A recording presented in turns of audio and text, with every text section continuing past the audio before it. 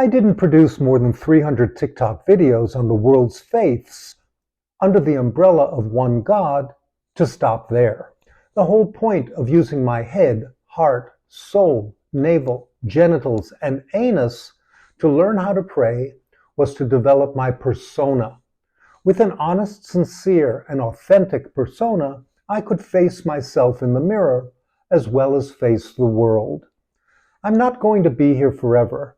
My head and heart will always be in conflict with one another. Historically, the Christians used their hearts to oppress the Jews and others, while we Jews used our worldly knowledge to survive the Christian onslaught. This has been going on for more than 2,000 years. I wanted to make peace with the Jewish thoughts in my head and Christian feelings in my heart, so I sought a third place in inner space to do so.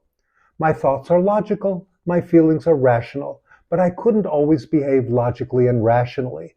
Therefore, I weighed my logical thoughts against my rational feelings in my conscience. I developed reasonable ways of acting at all times. The more I internalize my beliefs, the more I grow my conscience into a soul. The religious can't explain this to you. They're overwhelmed with their opinions about God's intentions. By the name they use for Him, you can anticipate their miserable opinions, which they call beliefs. It's merely dogma. Don't try to change their mind. They're out of their mind. The religious Jews are stuck in their head, the religious Christians are stuck in their heart, and the religious Muslims are stuck in their conscience. But when you use reason as your guide, you discover why God gave you an anus. You discover the system of spiritual digestion. You are what you spiritually eat and what comes out of you. Just succeeding in the outside world relies on foolish fantasies. The trunk of your vehicle holds all the shit you have inside.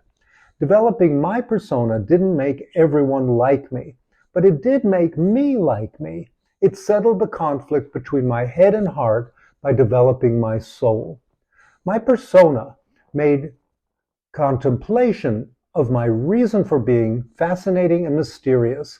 It resolved the conflicts between the good and evil that emanate out of my genitals, and it exposed the ass that I am before God.